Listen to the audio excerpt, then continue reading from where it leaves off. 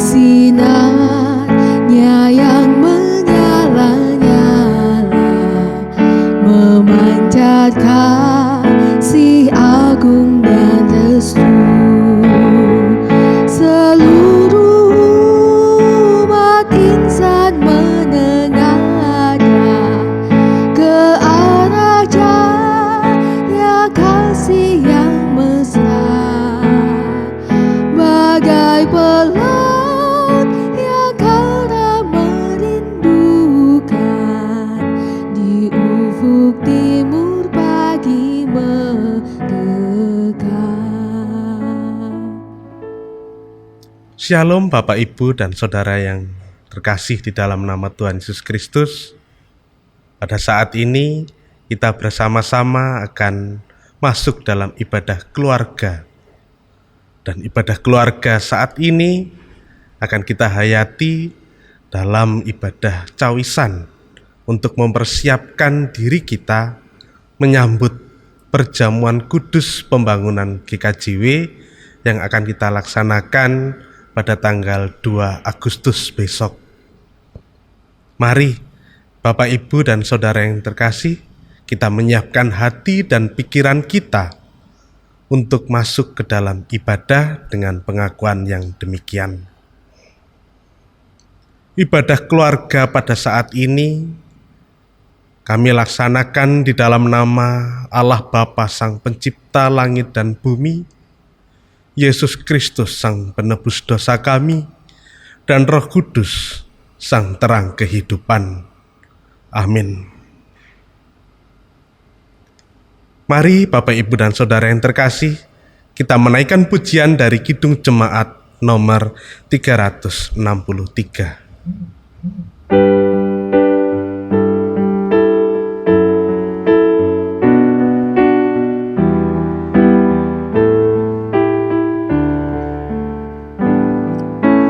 Bagi Yesus ku serahkan hidupku seluruhnya, hati dan perbuatanku pun waktuku miliknya. Bagi Yesus semuanya pun waktuku miliknya. Bagi Yesus semuanya pun waktuku miliknya.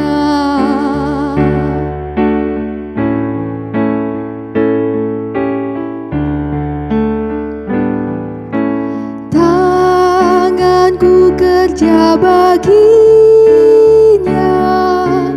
kakiku mengikutnya, mataku memandang Yesus, yang ku puji Dialah. Bagi Yesus semuanya, yang ku puji Dialah. Bagi Yesus semuanya, yang ku puji Dialah. Ya, sebelum kita bersama-sama merenungkan bacaan firman Tuhan pada saat ini, mari kita bersama-sama memohon tuntunan dari Tuhan dengan kita bersatu di dalam doa. Mari kita bersatu dalam doa. Tuhan Allah Bapa kami yang bertahta di kerajaan surga, pada saat ini kami bersama-sama berkumpul bersama keluarga kami masing-masing di rumah kami masing-masing, mengikuti ibadah keluarga sekaligus cawisan untuk mempersiapkan diri kami untuk menyambut ibadah perjamuan kudus pembangunan GKJW.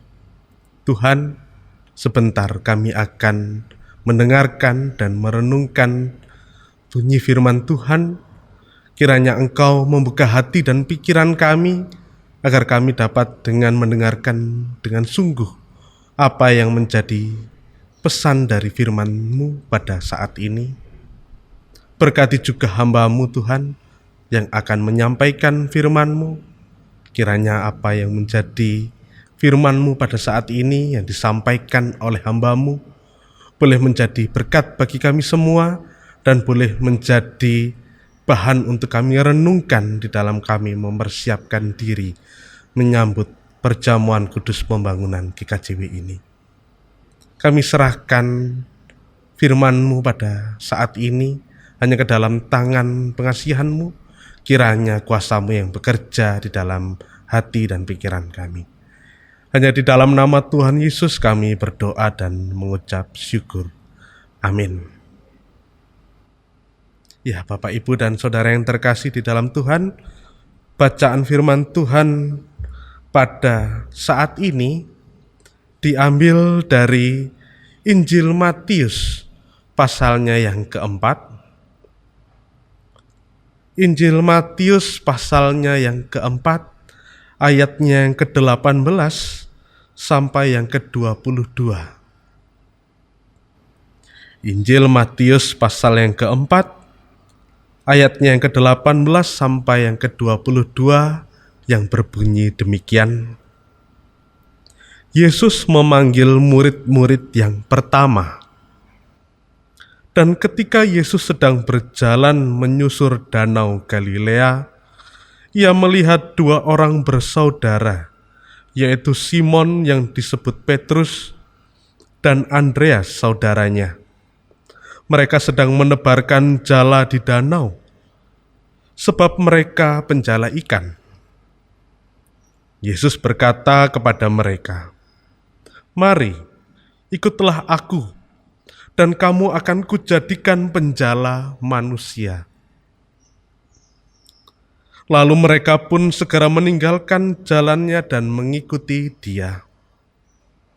Dan setelah Yesus pergi dari sana, dilihatnya pula dua orang bersaudara, yaitu Yakobus anak Zebedeus dan Yohanes saudaranya. Bersama ayah mereka, Zebedeus, sedang membereskan jala di dalam perahu. Yesus memanggil mereka dan mereka segera meninggalkan perahu serta ayahnya lalu mengikuti Dia. Demikianlah firman Tuhan. Berbahagialah bagi kita yang mau mendengarkan, terlebih-lebih mau merenungkannya di dalam kehidupan kita sehari-hari. Amin.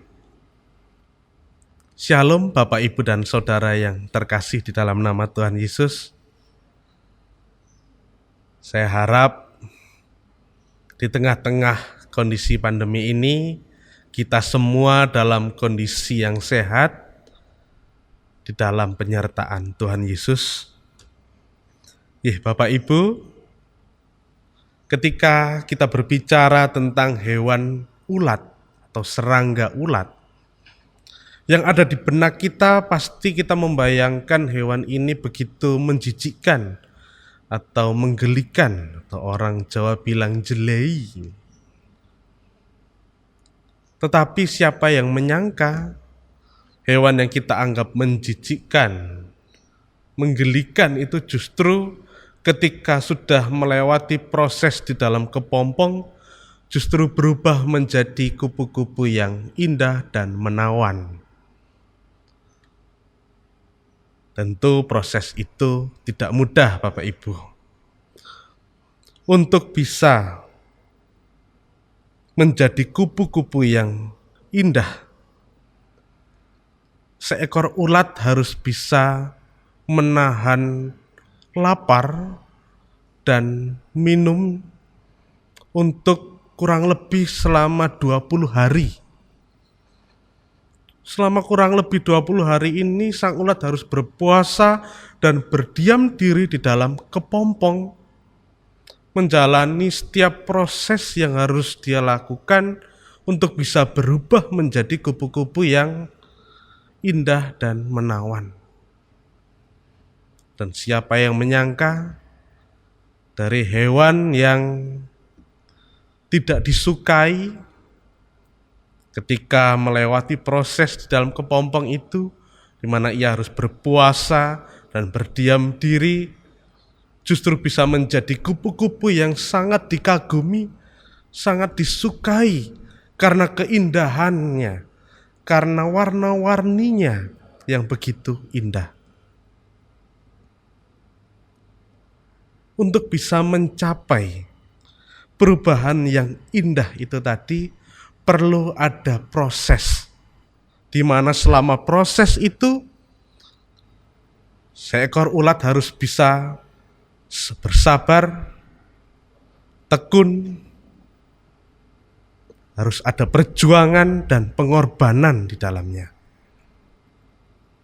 Artinya, untuk mencapai sesuatu yang indah, tidak ada yang instan. Harus melalui proses dan harus melalui pengorbanan yang harus dilakukan. Bapak, Ibu, dan saudara yang terkasih di dalam Tuhan, tidak berbeda dengan ulat, para murid juga harus mengalami proses perubahan yang tidak mudah. Meskipun ketika kita melihat di dalam bacaan kita pada saat ini, perikop kita dapat dibilang singkat atau sederhana. Hanya dikisahkan Yesus datang kepada Simon dan yang lainnya, lalu mengajak mereka, "Mari ikutlah aku, dan kamu akan kujadikan penjala manusia." Lalu kemudian mereka yang diundang oleh Tuhan Yesus begitu saja pergi meninggalkan pekerjaannya dan pergi mengikut Yesus. Penulis kitab Injil Matius menuliskan perikop ini begitu sederhana. Seakan-akan tidak ada konflik yang terjadi, tidak ada ketegangan yang terjadi. Tetapi pada saat ini, Bapak, Ibu, dan saudara yang terkasih, saya ingin mengajak panjenengan untuk membayangkan bagaimana ketika kita berada di posisi para murid pada waktu itu. Bayangkan ketika panjenengan lahir dari kecil sampai dewasa, hidup dalam lingkungan dan keluarga nelayan. Setiap hari yang kita lakukan adalah pergi berlayar mencari ikan, sampai kita paham betul tentang membaca ombak, paham betul tentang melihat arah mata angin, atau paham betul tentang memprediksi cuaca yang akan terjadi. Karena sejak kecil sampai kita dewasa, kita hidup di dalam lingkungan nelayan. Keterampilan yang kita miliki pun juga hanya sebatas keterampilan menjadi seorang nelayan. Tiba-tiba datang seorang asing yang berkata kepada kita, "Mari ikutlah aku, dan kamu akan kujadikan penjala manusia." Mengapa saya menyebutkan orang asing? Karena pada waktu itu para murid masih belum mengenal siapa itu Tuhan Yesus. Sehingga ketika Tuhan Yesus datang dan mengajak mereka hanya melihat seorang asing yang tiba-tiba datang dan mengajak mereka untuk keluar dari zona nyaman mereka, meninggalkan pekerjaan dan keluarganya untuk ikut bersama-sama dengan Tuhan Yesus. Ajakan Tuhan Yesus ini di ayat yang ke-19 ini merupakan tantangan bagi para murid. Apakah para murid berani meninggalkan zona nyamannya, meninggalkan rutinitasnya bersama dengan keluarga dan pekerjaannya, meninggalkan itu semua dan pergi mengikut Tuhan Yesus?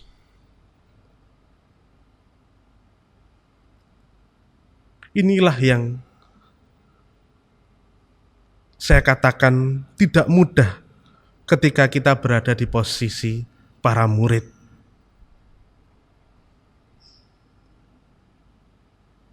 karena ada banyak hal yang harus dikorbankan ketika mereka memutuskan untuk pergi mengikut Tuhan Yesus. Saya yakin sebagian besar dari kita pun ketika kita berada di posisi para murid akan lebih memilih untuk tetap bertahan di zona nyaman kita. Karena ya dari kecil kita hidup sebagai nelayan, ketika kita memutuskan untuk tidak pergi, kita akan tetap menjadi seorang nelayan, tetap bisa bekerja, tetap bisa menghidupi keluarga kita, dan ketika kita menghadapi kesusahan, masih ada kerabat dekat dan keluarga di sekitar kita yang bisa menolong. Tetapi ketika kita memutuskan untuk pergi meninggalkan itu semua dan mengikut Tuhan Yesus, kita mau kerja apa? Kita hanya bisa menjadi nelayan, entah kita bisa hidup atau tidak. Dan ketika kita menghadapi kesulitan, kita tidak bisa ditolong oleh keluarga ataupun kerabat dekat, karena kita sudah pergi meninggalkan itu semua. Tetapi di tengah-tengah kegalauan yang dialami oleh para murid pada waktu itu,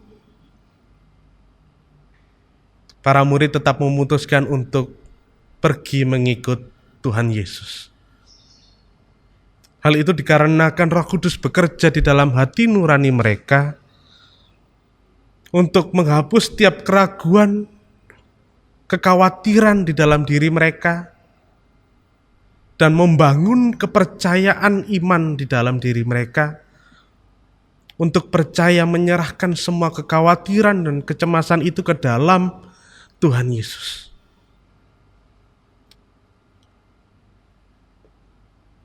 Tentu Bapak, Ibu, dan Saudara yang terkasih di dalam nama Tuhan Yesus, keputusan untuk menjadi murid Yesus tidak begitu saja merubah kehidupan para murid seperti yang Yesus harapkan.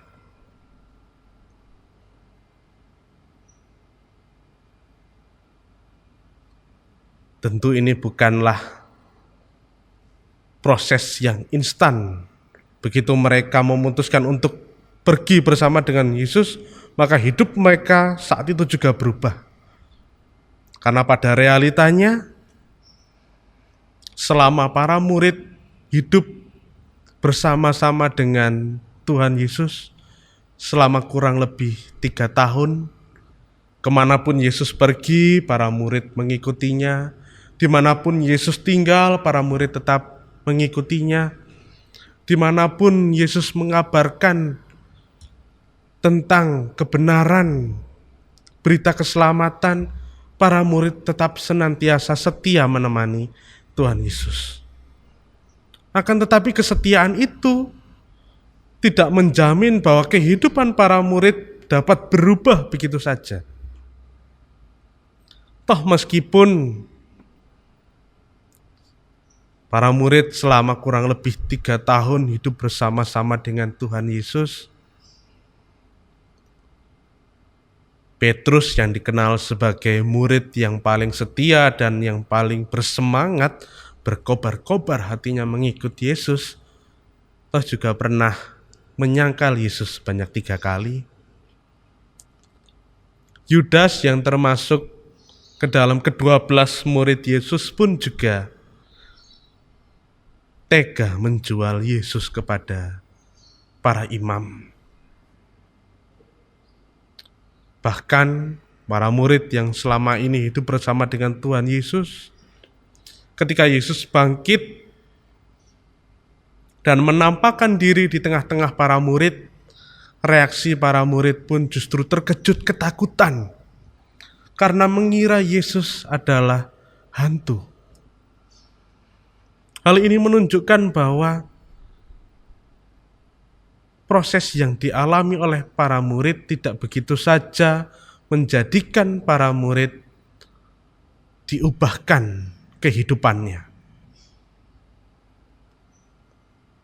Ada proses yang harus dilalui, ada ketekunan, kesetiaan, pengorbanan, perjuangan yang harus dilalui oleh para murid Sampai akhirnya ketika Yesus naik ke surga, para murid dipercaya oleh Yesus untuk menjadi rasul, untuk mengabarkan Injil dan berita keselamatan.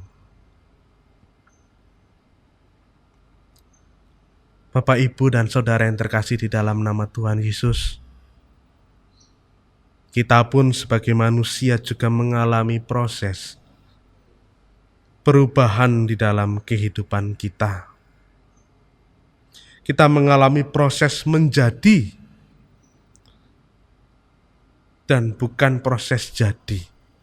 Proses menjadi yang dimaksud adalah tidak ada proses yang instan. Tidak ada proses yang langsung jadi. Tapi membutuhkan ketekunan, kesetiaan, pengorbanan, dan juga perjuangan. Memang proses itu tidaklah mudah. Terkadang membuat kita patah semangat, bahkan terkadang membuat kita putus asa. Namun semuanya akan indah pada waktunya. Karena kita percaya di dalam kita menjalani setiap proses kehidupan kita, Tuhan Yesus senantiasa mendampingi kita, menuntun setiap langkah kita. Di dalam kita membangun iman kita, semakin bertumbuh di dalam Tuhan Yesus. Bapak, Ibu, dan Saudara yang terkasih di dalam nama Tuhan Yesus, dalam rangka menghayati, mempersiapkan diri, menyambut perjamuan kudus pembangunan GKJW, firman Tuhan pada saat ini mengajak kita bersama-sama untuk membangun diri kita. Dan juga mengajak kita untuk merendahkan hati kita, untuk bersedia dibentuk, bersedia diubah oleh Tuhan Yesus. Kita seperti kepompong, kita seperti ulat di dalam kepompong yang sedang dibentuk, yang sedang diubah oleh Tuhan. Yang harus kita lakukan adalah kita harus mau berjuang, berkorban, merendahkan diri untuk mau dipersiapkan dan dibentuk oleh Tuhan. Jadilah seperti ulat yang mau dengan setia dan tekun hidup dalam proses yang Tuhan sediakan dalam hidup kita untuk saling membangun di dalam persekutuan di dalam Tuhan. Selamat menghayati dan mempersiapkan diri di dalam menyambut perjamuan kudus pembangunan GKJW. Tuhan Yesus memberkati. Amin. Bapak, Ibu, dan Saudara yang terkasih di dalam nama Tuhan Yesus, mari kita bersama-sama mengumpulkan sedikit persembahan kita sebagai wujud ungkapan syukur kita atas segala berkat yang sudah Tuhan sediakan di dalam kehidupan kita. Mari kita mengumpulkan persembahan dengan kita menaikkan pujian dari Kidung Jemaat nomor 393. Tuhan betapa banyaknya.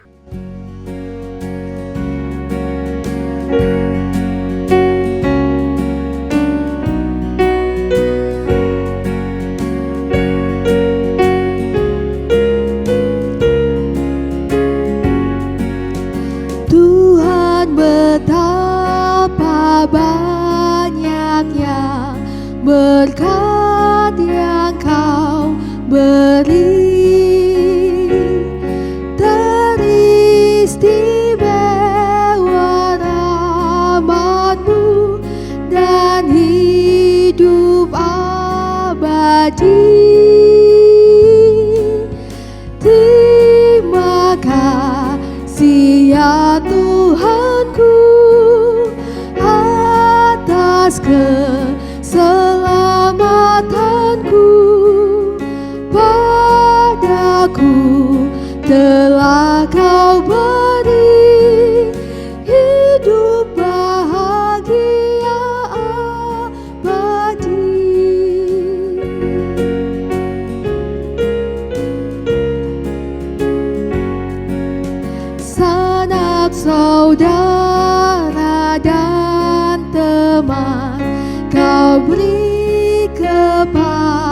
padaku. Berkat terindah ialah ku jadi anakmu. Terima kasih ya Tuhanku atas keselamatanku. Padaku telah Kau beri hidup bahagia abadi. Mari, Bapak, Ibu, dan Saudara yang terkasih, kita bersama-sama menyatukan hati dan pikiran kita. Kita masuk di dalam doa syafaat. Mari kita bersatu di dalam doa. Tuhan Allah Bapa kami yang Maha Pengasih, Engkau yang mengasihi umat-Mu, Engkau yang mengasihi setiap kami, di dalam kami hidup di dalam proses kehidupan kami. Kami percaya Tuhan, Engkau senantiasa menuntun langkah hidup kami. Engkau senantiasa menguatkan kami di dalam kami, membangun iman kami, agar kami boleh semakin bertumbuh di dalam Tuhan. Kami percaya Tuhan, melalui persekutuan ini, kami semakin dibangun, kami semakin dikuatkan, sehingga kami menjadi pribadi yang Tuhan siapkan di dalam setiap rencana-Mu yang Kau sediakan di dalam kehidupan kami. Tuhan, kami anak-anak-Mu sudah mengumpulkan sedikit persembahan-Mu sebagai wujud ungkapan syukur kami. Tuhan, kami menyadari besar kecil berkat yang Kau sediakan di dalam kehidupan kami sudah sedikit banyak menolong kami untuk kami dapat bertahan menjalani setiap langkah hidup kami. Dan inilah Tuhan, sedikit persembahan kami, kiranya Engkau berkati, Engkau sucikan, sehingga apa yang sudah kami kumpulkan ini boleh menjadi berkat, boleh menjadi alat untuk kemuliaan nama-Mu di dunia ini. Tuhan, berkati juga hamba-Mu yang sudah Engkau percaya untuk mengelola persembahan ini. Kiranya Engkau berkati, Engkau berikan kebijaksanaan di dalam mengelola persembahan ini, sehingga persembahan ini boleh membangun persekutuan kami untuk semakin bertumbuh di dalam Tuhan. Tuhan, pada saat ini juga kami berdoa bagi saudara-saudara kami yang terdampak pandemi COVID-19 ini, saudara-saudara kami yang mungkin harus kehilangan pekerjaannya atau yang tidak bisa bekerja lagi.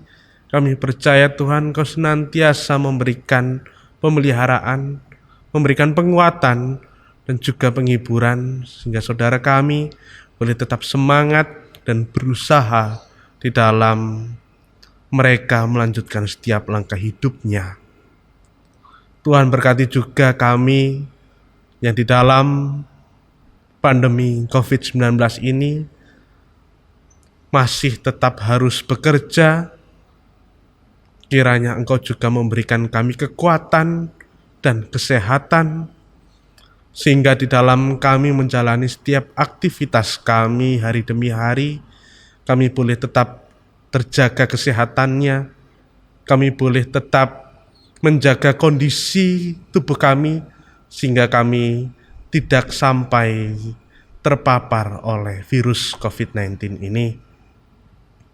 Tuhan, berkati juga keluarga lepas keluarga, di dalam setiap pergumulan mereka, di dalam setiap perjalanan kehidupan mereka masing-masing.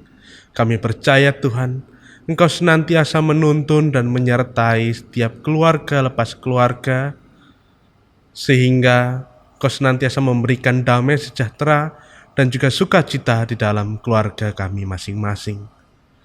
Tuhan, berkati juga persekutuan kami, keluarga besar GKJW Jemaat Sidoarjo, Kiranya melalui persekutuan kami ini, kami boleh tetap melayani Engkau, kami boleh tetap melayani umat-Mu. Di dalam pandemi COVID-19 ini kami tetap bisa melayani umat-Mu, sehingga melalui persekutuan kami ini, setiap umat, setiap keluarga boleh tetap terus ditumbuhkan imannya dan boleh semakin bertumbuh di dalam Tuhan. Kami juga berdoa Tuhan bagi segenap tenaga medis yang berjuang hingga sampai saat ini di dalam menolong saudara-saudara kami yang terpapar virus COVID-19 ini. Kiranya Engkau juga tetap memberikan kesehatan, kekuatan, kesabaran di dalam menjalani setiap tugas tanggung jawabnya. Berkati juga bangsa dan negara kami Tuhan. Kiranya bangsa dan negara kami boleh lekas pulih dan boleh kembali kepada masa new normal, sehingga baik sektor perekonomian, pendidikan, dan sektor lainnya boleh kembali pulih dan boleh berjalan seperti sedia kala. Inilah seru doa kami Tuhan, yang kami panjatkan di dalam nama Tuhan Yesus Kristus, Sang Juru Selamat kami, yang telah mengajarkan kami berdoa. Bapa kami yang ada di surga, dikuduskanlah namamu, dikuduskanlah namamu, datanglah kerajaanmu, jadilah kehendakmu di bumi seperti di surga. Berikanlah kami pada hari ini makanan kami yang secukupnya, dan ampunilah kami akan kesalahan kami, seperti kami juga mengampuni orang yang bersalah kepada kami. Dan janganlah membawa kami ke dalam pencobaan, tetapi lepaskanlah kami daripada yang jahat. Karena Engkau yang punya kerajaan dan kuasa dan kemuliaan sampai selama-lamanya. Amin. Bapak, Ibu, dan Saudara yang terkasih, mari kita menaikkan pujian dengan kita menyanyikan kembali Kidung Jemaat nomor 18. Allah hadir bagi kita.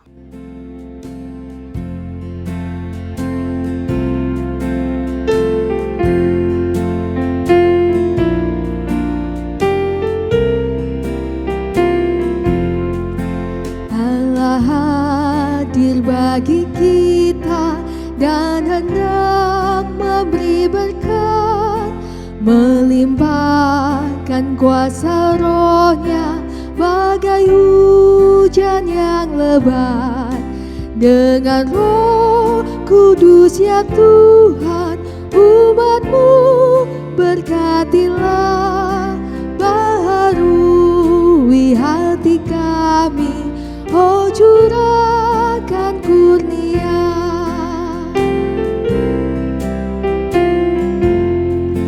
Allah hadir, sungguh hadir di jemaat-Nya yang kudus. Biar kasih kurnia-Nya menyegarkan kita terus. Dengan Roh Kudus ya Tuhan, umat-Mu berkatilah, baharui hati kami, oh curahkan kurnia. Marilah kita undur dari ibadah pada saat ini. Kita siapkan hati dan pikiran kita untuk menerima berkat Tuhan. Mari kita menerima berkat Tuhan. Tuhan memberkati kita dan melindungi kita. Tuhan menyinari kita dengan wajah-Nya dan memberi kita kasih karunia. Tuhan menghadapkan wajah-Nya kepada kita dan memberi kita damai sejahtera. Amin.